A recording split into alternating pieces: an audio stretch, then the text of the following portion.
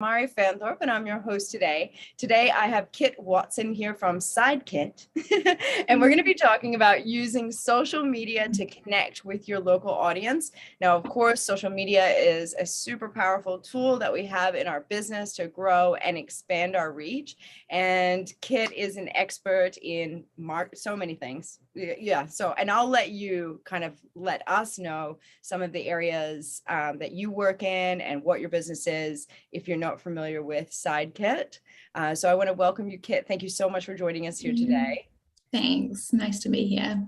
Yeah. And so just as a reminder for you folks that are tuning in on our social media channels, if you want to ask Kit a question or ask me a question or give some comments or feedback, just pop it into the chats, whatever vehicle it has there, comment section, chat function, Q&A function, use those to communicate with us throughout the session because it is a webinar. So we would love to make these sessions work specifically for your business. And if we can't answer your question today, or if you need any additional support, don't forget that you can always reach out to us at support@digitalboost.co.nz. We're here to help. We can even jump on the phone and have a chat with you.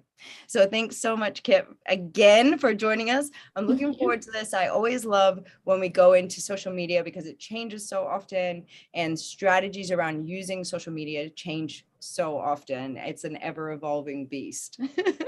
Yes, very true. Do you want me to share my screen? Yeah, I reckon let's kick off. Okay, cool. I'll just make sure that your share screen works before I drop off and open up the chats. And while you get that started, yeah, look, it's going good. Yep, we're good. Awesome. So I can roll? Yes. Cool. Okay. Hello, everyone. Thank you so much for taking this time to invest in your learning today. So I thought I'd just give you a quick overview of who I am before I delve into the kind of educational content. So my name is Kit. I am the founder of a marketing and business support company called SideKit, and we are based in Auckland, and we service businesses all across Aotearoa. So I started SideKit last year after 15 years working in marketing and operations management roles. And I was basically working as like the right-hand woman to managing directors in those capacities. So SideKit went off with a real bang, and it went off very quickly. And I think that's because there's so much need from business owners and managers to have extra support that they can trust and rely on in areas they may not have time for or expertise in. So our goal at SideKit is to help businesses grow, and we do this by building strong partnerships and becoming an extension of your team. We pride ourselves in really listening and putting care into helping business owners go where they want to go. So we use creative, researched, and strategic methods to help you stand out against the noise and get your unique message to the right people. So that'll do about me, and feel free to visit our website, and we do offer a free intro call if you need any kind of business support right now. So please do take advantage of that service. So I wanted to emphasize the topic that I'm discussing today. So this presentation is about using social media to connect with your local audience. We're focusing this on smaller New Zealand businesses who want to use social media platforms as a tool for connecting and using dialogue to grow client and partnership opportunities. So please note this is not at all technical on how to use social media platforms or what social media is best for you.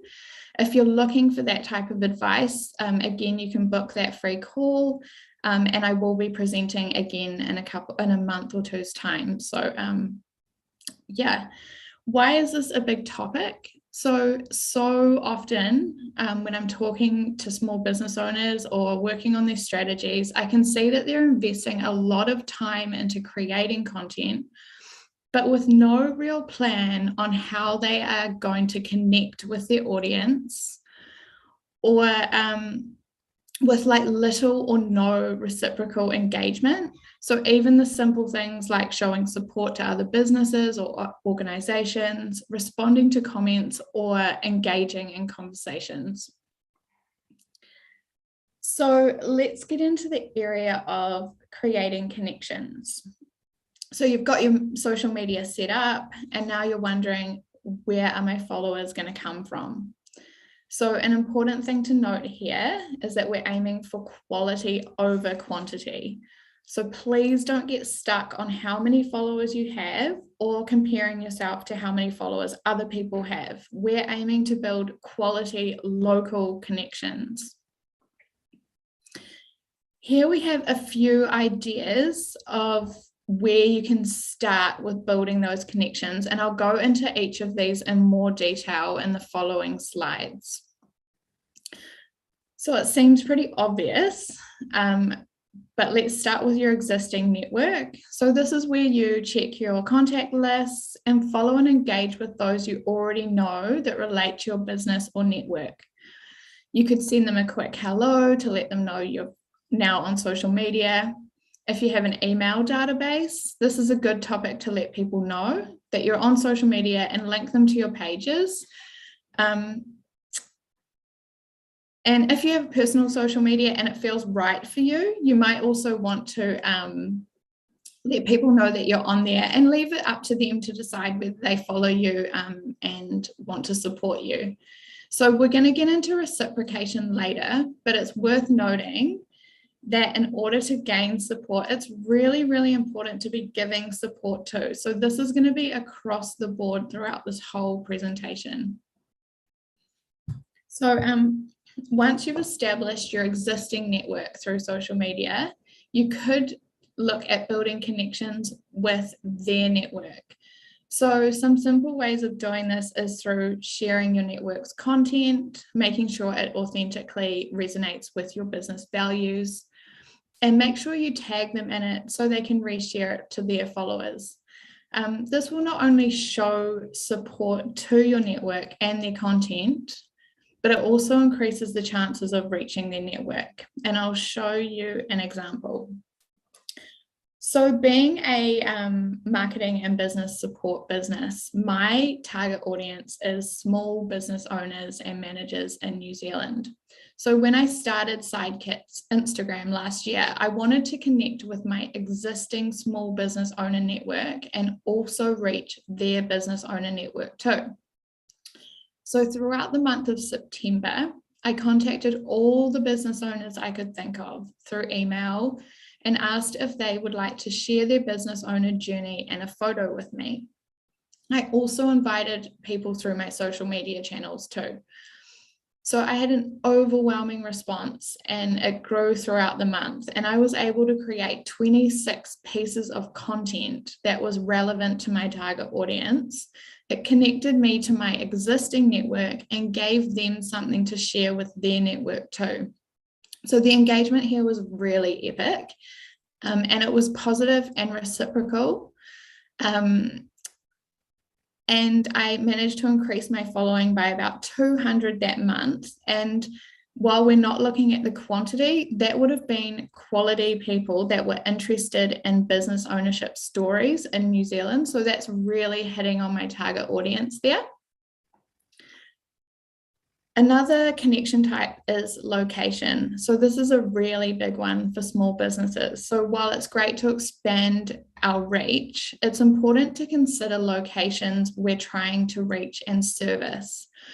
So it's good practice to build your network locally and actively support businesses in those areas too. So this is where you can research businesses in your local area using your local knowledge, Google, and social media search, which I'll give you an example of in the next slide. Don't be afraid to connect and start conversation, show support for what they do, big or small, and you can take it offline because they're local to you, or if they're local to you, and meet them in person too. So here's a way to use Instagram as a tool for engaging with local businesses and people. So using the search function, you can search by location And here you can search either places or tags. In places, you can view posts by top or recent. And you can also view stories that are tagging that location. And in tags, you can view relating tags to that location. So both of these are good ways for engaging in your local area. I use the suburb of Avondale in Auckland as my example, and this is a real example that I used on one of my social media pages recently. And I was able to make 3 good quality connections through this. And that doesn't sound like a lot, but in small business, these kind of numbers can make a really big difference, especially if they're in our area and they're relevant to our business.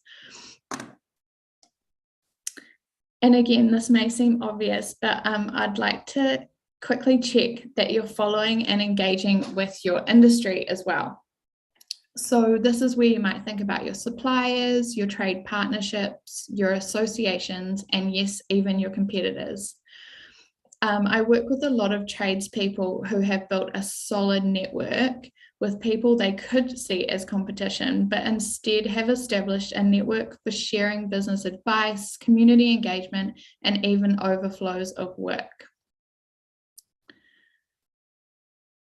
And now we're looking at client profiles. So we're all going to have different client profiles. Even if we're in the same industry, we might be looking to work with people in different demographics, or they might hold different interests or traits or values. So it's a really good idea to consider this when you're building connections and creating content. There are a lot of free resources online that can help you build client profiles through templates and things like that as well. And I've just listed a few things here you might want to consider. And I find this one pretty important. So building alignments, so that could be like community initiatives, charities, strategic or business alignments, and just remembering that these are alignments. So ensure that they align with your brand values and message. And this is where you can start to show reciprocal support and build up partnership and collaboration to share each other's messages too. And it's a really good idea on social media to follow channels that really inspire you. So whether that's through business ideas, educational content, the type of content they create, or businesses in your industry that are near or far. And it might be harder to build connections with some of these, especially if they're bigger or further away, but it does help you connect with yourself and the type of content you want to see and learn from, take inspiration from, or share on the days that you don't have time to create your own content. Cool. So now we're going to move into the topic of creating dialogue. And I want to highlight here that social media for small local business is not a one-way street or monologue. You don't get far by purely blasting out content without putting effort into interaction or engagement. So instead, for us small local businesses, social media is a two-way street and it's a dialogue. So today we're talking about connecting and using dialogue, and this is where I'll be focusing our thinking in this segment. So here's a few very simple basics before I break it down a bit more.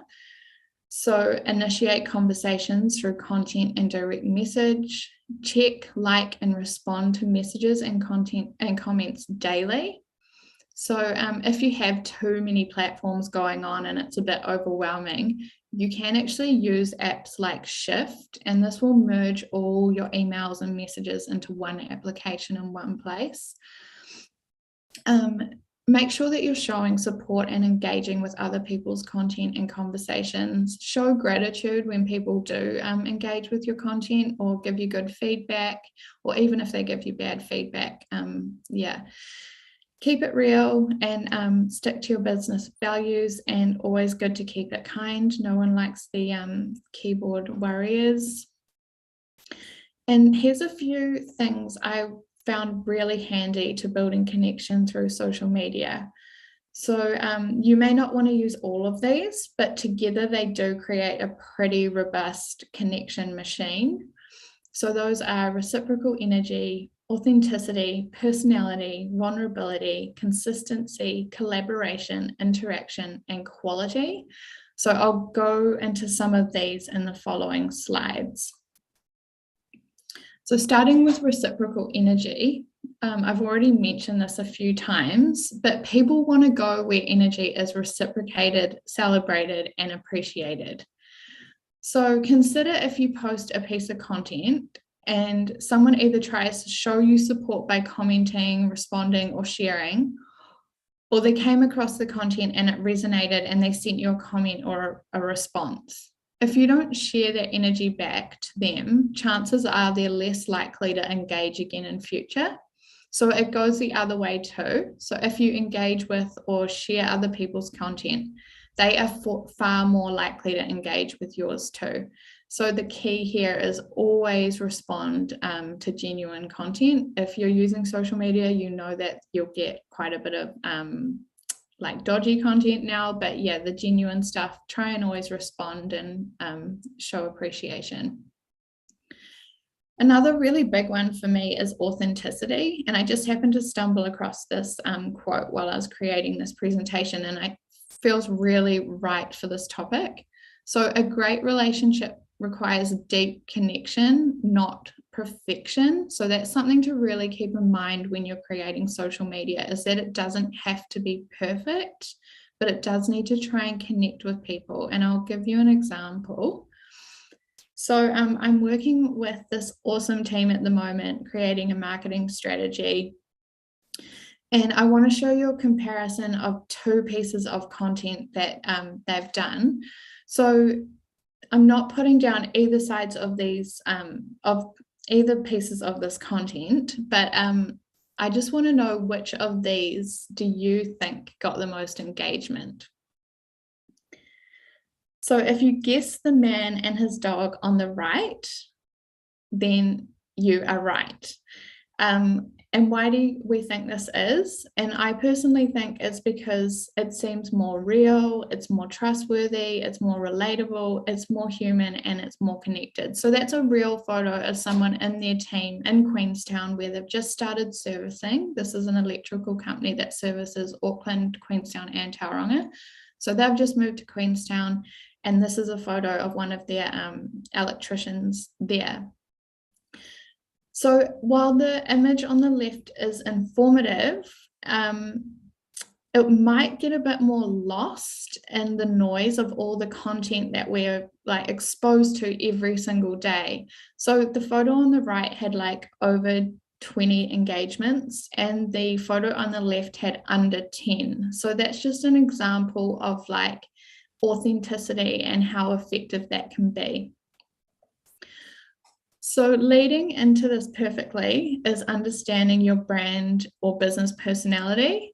And this means understanding your values, the messages you want to share, the emotions you want to ignite, the look and feel of your content, who are you and your team, and who will be representing your business on social media. It's really important to note here, if you're going to use a marketing person like me to manage your social media, make sure they take the time to get to know you and your business and actually care and understand the things that matter to you in your business. That will make a really big difference.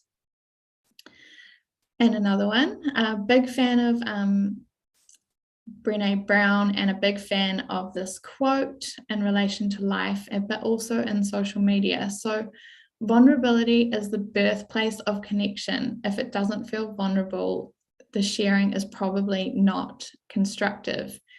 I work with business owners all the time that feel actually quite afraid of getting themselves out there on social media. And I know it can feel really scary for many, putting yourself out there. And that's because you care. So it's really easy to stick with the safe, but I genuinely believe showing the humanness of your business, especially in small local business, can be a great way for connecting with your local audience. So if you're going to try and seem perfect, it's probably going to come across a bit inauthentic. So vulnerability may look different for all types of businesses, but it could include things like real stories of humanness within your business, expressing the reality of downs as well as the ups, a mistake you might have made and what you've learned from it and implemented to improve it, an alignment you have with like mental health organizations and why it matters to you, and putting your face and voice on social media. I know that can be really daunting for some. So for example, as a business support person, it might seem bad for me to express that I've experienced burnout and that there are times that things do get overwhelming within my own business. But at the same time, it's actually the reality of being a business owner or manager. And by expressing this or sharing tips on the topic, I can become more relatable, more human, more honest, and more trustworthy to my audience. So yeah, and I'll let you in on a secret, which you may have even noticed, is that I'm actually terrified of public speaking. So today is an extremely vulnerable moment for me, but I'm actually sitting here in my truth, and it's a way of me growing and connecting from it. So again, another Brené Brown quote is like, vulnerability sounds like truth and feels like courage, but truth and courage aren't always comfortable, but they're never weakness. So that's just something to think about if one of your struggles with social media is like getting yourself out there and working through those feelings of vulnerability. So with interaction, there's a lot of ways that you can actually interact using social media. There's all sorts of like polls, there's questions, use interesting and engaging topics, invite people to interact. Like I did earlier, offering to share other people's stories or experiences. And again, interaction goes both ways. If they interact with you, make effort to interact back. So you put the effort into connecting and conversating, but how do these turn into leads? So put simply, I always have somewhere for people to go, whether it's a link in your bio, a website, a specific landing page, a phone number. Use these as a call to action is what we call in marketing, but it's basically an invitation for them to go there. And make it easy for them to use, and most importantly, make it really beneficial for them. So what's in it for them by visiting that link or making that phone call? So here's an example. So when I'm looking for new work, I'll always add a call to action in my social media content, and this is inviting them to book a free intro call in the link in my bio. So they can open that link and easily see where to go. And usually I'll add like a topic above that so that it's resonating with why someone might want to make that call to me. Cool. So now we're going to go briefly into growing partnerships. So I find this as an absolutely amazing tool for growing your social media connections and also like lead generation as well. So find those industry partnerships and alignments that we've talked about earlier, and find ways you can collaborate that is reciprocal. So it's good for them, it's good for you, and it's good for others. And think of all the ways you can share this collaboration through all your channels, online and offline, and their channels. And think of all the ways you can invite engagement or lead generation through these channels. And yeah, I guess most importantly, have fun with those connections. Collaboration is so great, especially if you're a small business owner. It can feel quite lonely sometimes. So connecting with people and bringing collaboration into your content is a really great way to bring fun and connection into what you do. Cool. So what next? You might be wondering, where am I going to find time or creativity to come up with all these, with fresh ideas? So the next presentation topic will be coming up with creative and consistent content. And that's going to be in July or August. We're going to decide on that after this presentation. So yeah, if you want to come along to that and see the next stage, feel free to follow me on any of my social media channels, and I'll make sure that I share that. And also, again, if you want to talk more about your social media or marketing in general, or whether I could help you with business, please feel free to book that free consult, and I would love to connect with you. Yeah, that was wonderful, Kit. And we did have a comment here just saying, thanks for overcoming your fear to present to us, which is so wonderful. And another one saying, great reminders and learnings.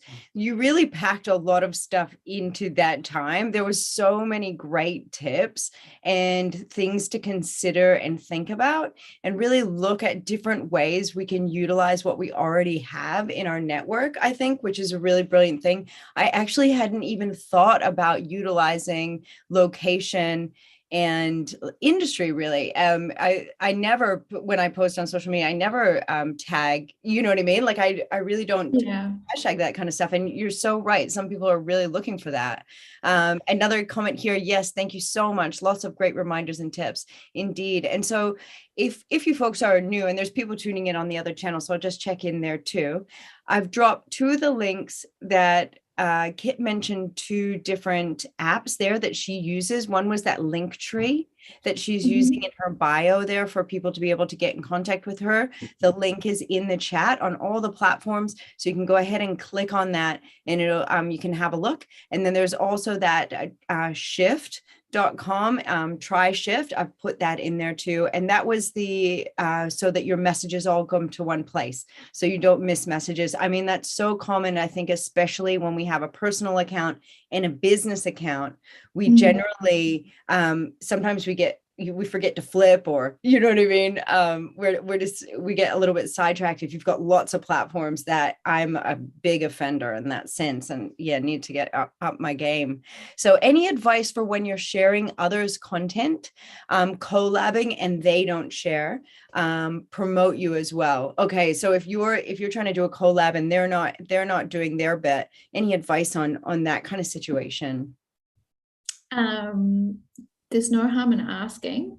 If you're doing a genuine collaboration with 2 of you, I think it's about the conversations, at making sure that you're kind of on the same page from the start, having that plan, because it does take a lot of your effort to collaborate. So you probably want to make sure it's the kind of collaboration you want to get into from the start, and that it is that kind of, you're getting that kind of sense of reciprocal energy there.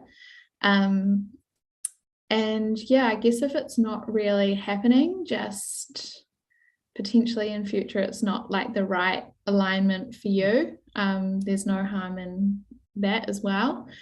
I haven't actually really experienced that yet, because I feel like a lot of the time the right kind of people, the connection's already there when you're doing the collaboration, or you'll kind of feel it out first. So I just think it's those before you actually get into the collaboration, that's the most important bit. And I would also like to add, Kit, I think sometimes, some people aren't as techie, or maybe they're not as good as at the graphic element or what have you. If you know that about the person you're collaborating with, possibly supplying them with the imagery, or supplying them with the copy or what have you, so that you've really set them up so that there's kind of no reason for them not to do it. 100%. I think that can be really helpful as well. And you might need to take the lead on that on some relationships, but I agree, you do want to find somebody who's equally as keen, because what that means is that they probably already have an audience, and you want to leverage that audience. So I think you're right. With a partnership, generally you have 2 very different strengths. There might be common strengths as well, but it is, like you said, it's sharing those resources. So one of you might be really good at the graphic design side, one of you might be really good at writing. It's actually it is that planning stage, and making sure that you're kind of combining forces. Mm. Yeah. So it says, any suggestions for getting collabs for when you're the SM underdog and wanting to collab with someone way more established with their stronger social media local following? Yeah, because that is the thing. Like, if you don't have like a good social media presence, maybe you have a think about. I'm going to spitball here too, Kit. While you think about, because you probably have more experience. But I myself had a business where I did a lot of collaboration events with people, and I think that you need to figure out where you can be of value. What is your value? Are you bringing something that maybe you don't have that social media, but maybe the skill set or the element that you're bringing to that collaboration is something that they can't do themselves. So just remembering that everything has value. And so, obviously they're wanting to collaborate with you because you have something of value that they need, I think. Yeah. I always recommend like what's in it for them, like what are the benefits, and I always try and make it not about me at all. Like obviously there's going to be parts of that collaboration that are there for you, but if you're really trying to build a genuine collaboration, like what is in it for the other people, and how can you make it easy for them? If you've got a really good idea and you've made it easy for them, then they're more likely to kind of take it. And like I get shared on pages with over 40,000 followers, for example, but it's because I'm like, For All the Brothers, a friend of mine, he's sharing a lot of my stuff, and it's because I'm offering to help or helping share his message, or that real reciprocal thing again, like giving is you end up getting in return by being a giving person. So just look at the ways that you can give to them.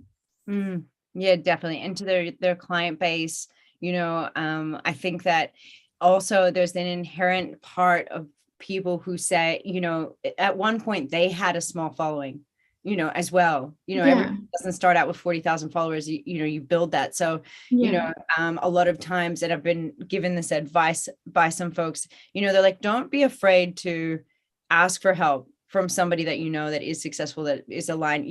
Often they're willing to reach out and give you a leg up because they remember when they were there themselves. Oh, okay. No worries. Kylie just saying they have to kick out. Looking forward to your presentation, Kit. Yeah, it's going to be great. So it'll be like a workshop style. So you guys all get to like have chats, it'll be a bit more closed. That's where we're transitioning to at the moment. So I'm looking forward to what we lock in and what we decide is the best content for you guys moving forward to take this a little bit further. So I just want to check the other channels because I know that folks are watching there. Make sure I'm not missing any questions. If you're on Facebook, I can see you. Just drop and LinkedIn, I can see you as well. Just drop your questions in the chat there. Hopefully I'm not missing any. I'll just do a refresh. Sorry, Kit. Just want to make sure that nobody gets cut out. Oh, okay. Is that right? Yeah, there we go. Yeah, love the Brene Brown quotes. That's what was happening. Vulnerability is such an important part of authenticity. Thanks, Hannah. Absolutely. Footage of the video seen on LinkedIn. Oh, I don't know what that comment is, but yeah, so it is absolutely, that vulnerability is quite daunting sometimes, but I think, the more you expand your comfort zone, you almost get comfortable being uncomfortable, and then you don't really like being in the comfort zone anymore, do you? Yeah, that's so true.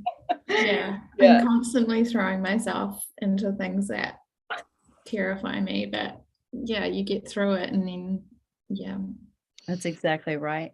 Well, I think that might be us for today. I'll do one last check. I don't know why LinkedIn wasn't syncing up. It's so strange. I mean, like, it's going, but the comments weren't flying with everybody. So just make sure everything's happening. Yeah, we're good. So I just want to say thank you so much again, Kit, for taking time out of your schedule to chat with us here today and give us some great advice.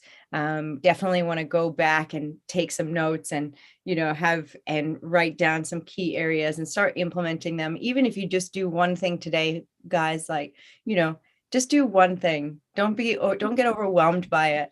Oh, I've got to have all these collaborations now. I got to have all these connections. You don't. Just start with like one thing and build it, and at a pace that works for you. Don't overstress yourself. And you can always reach out to Kit for this 30-minute consultation, and she'll probably give you some epic advice for you that's really personal to your story. So thanks again, Kit, for joining us here on Digital Boost. I'm looking forward to our next part of the journey. And I hope you guys all have a wonderful day. Tomorrow, we're going to be hearing from Craig from Intrinsic Events. So he does like live events, and we're going to talk about that, his journey. So a huge amount of content, very succinctly put. Thank you. You're very welcome. Great job, Kit. And just fabulous. Thank you, Kit and team. You are so welcome. So welcome. Have a wonderful day, everyone. And we'll see you next time.